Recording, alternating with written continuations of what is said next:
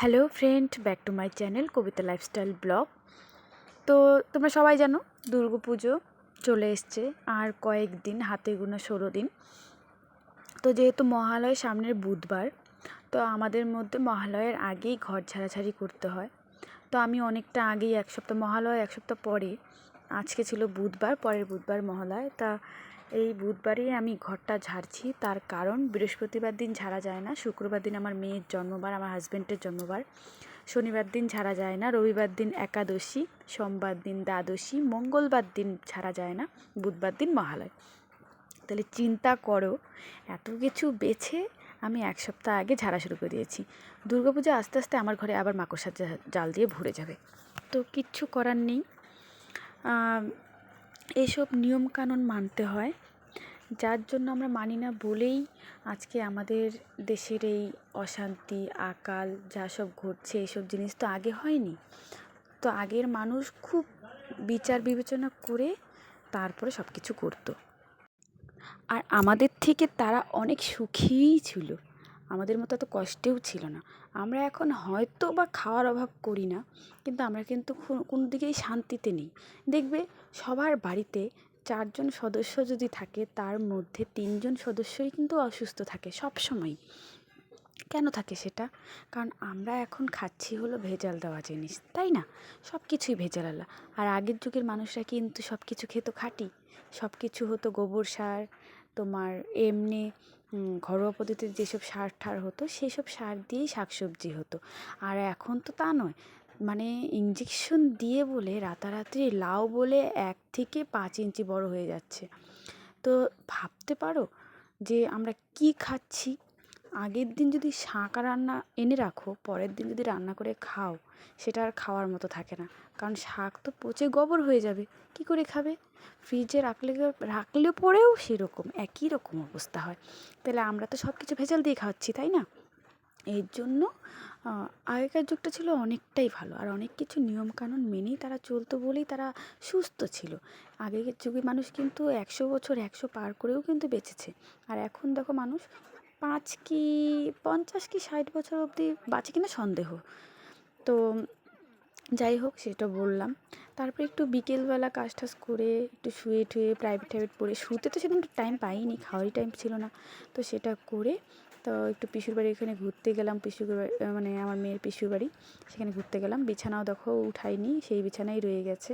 তো মা আবার চাউমিন বানিয়ে নিয়ে এসেছিলো আমার মেয়ের জন্য আর ভাগ্নির জন্য, যে তারা সন্ধেবেলা বাড়িতে এসে আবার খাচ্ছিলাম। তো সেটা খাওয়া দাওয়া হয়ে যাওয়ার পরে তোমাদেরকে আবার একটু ঘুরিয়ে ঘুরিয়ে দেখাচ্ছি যে কীভাবে পরিষ্কার করছি।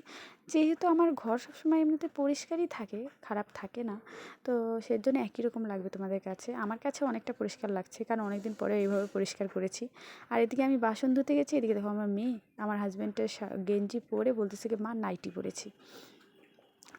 এদিকে নিচে দেখো বিছানা করে নিচ্ছে ওরা ওরা মানে উপরের নোংরা বিছানাটা আমি নিচে দিয়ে দিয়েছি, আর আমার ভাগ্নি করেছে কি সেটাকে পেতে ওরা 2 বোন ওখানে শুয়েছিল, করছিল যা মানে তাই করছিল।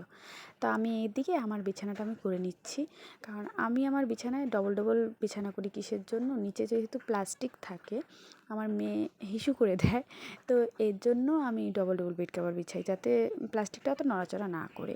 আর শুধু বেড কভার, প্লাস্টিকের উপর যদি বেড কভার বিছাই তাহলে পরে আর বেড কভারটা ঠিক থাকে না, আর প্লাস্টিকটাও কুচিয়ে যায়। তো দেখো আমি টান টান করে 2টো বেড কভারই আমি বিছিয়ে নিয়েছি। এটা আমার বিয়ের বেড কভার, আমার বিয়েতে দিয়েছিলো এই বেড কভারটা। তো অনেকটাই খাটো হতো আর কি, সেজন্য আমি অত বিছাই না। আর যেহেতু মানে সিল্কের ছিল, পিছলা পিছলা টাইপের, যাই হোক, সেজন্য আমি অতটা, আমার হাজব্যান্ড না পছন্দ করে না পিছলা বেড কভারটা। কিন্তু আমার আবার এইসব বিছানা চাদর ভালো লাগে, কিসের জন্য? রং জ্বলে না, সুন্দর যেরকম কালার সেরকমই থাকে, ভালো লাগে আর কি। এর জন্য আমি এই বেড কভারটা পছন্দ করি।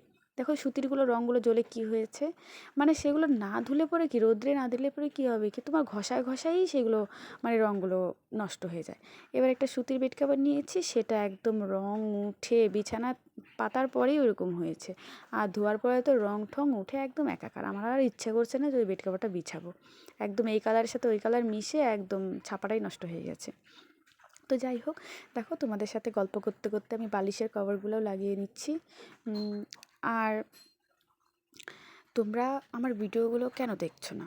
আমি তো তোমাদের জন্য এত কষ্ট করে ভিডিওগুলো করছি, এডিটিং করছি, সব কিছু করে তোমাদেরকে ভিডিওটা শেয়ার করছি, তবুও তোমরা ভিডিওটা দেখছো না। আমার খুব খারাপ লাগে জানো তো। একটু দেখার চেষ্টা করো, লাইক কমেন্ট শেয়ার করে দিও একটু। তো এদিকে আমার হাজব্যান্ড কোণার থেকে ভিআইপি বের করেছিল, আর সেগুলো গুছিয়ে টুছিয়ে উপরে রাখছিল। আমার মেয়ে আবার যে চেয়ারটা ধরেছে, বলছে পাপা পড়ে যাবে, তাই জন্য ওর চেয়ারটা ধরে রেখেছে। এত বুদ্ধি মাথায় যে কী বলবো, এগুলো শিখিয়ে দিতে হয় না। আর এদিকে সন্ধেবেলা আমার মা এসেছিলো, কাকিমা এসেছিলো। দেখো আমার ভাস্তি, আমার মেয়েকে আমার মা কোলে নিয়েছে, সেই কোলে উঠবে বলে কীরকম বায়না করছে, আর খুব কান্না করছিল, চিল্লাচ্ছিল।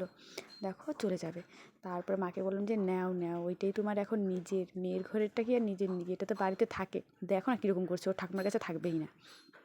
ওর ঠাকুমা ওটা পাশে বসে আছে। তারপরে দেখো গেল, একেবারে টপ করে কোলে উঠে গেল। উঠে গিয়ে উনি আমার মেয়েকে বকা দিচ্ছে, কথা তো বলতে পারে না, হাউ হাউ করছে। তো যাই হোক, এটা বাড়িতে থাকে তো এই জন্য পাওয়ার বেশি। এটা হবে সবার ক্ষেত্রেই, তাইই হয়। তো আমার মেয়েও নামবে না, ওকে কোলেও নিতে দেবে। আমার মেয়ে এমনি কিছু বলে না, কিন্তু সুযোগ পেলে আবার একটা ধাক্কা দিয়ে দিবে, মারবে না ঠিকই ধাক্কা দিয়ে দেয়।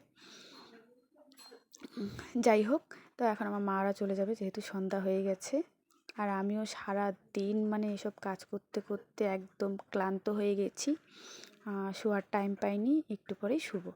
তো আমার মারাও চলে যাবে, এখন চলে যাচ্ছে, এই দেখো। তো প্লিজ আমার ভিডিওগুলো তোমরা দেখো, please please please like comment share করে দিও। দেখা হচ্ছে পরের ভিডিওতে। Tata, bye bye.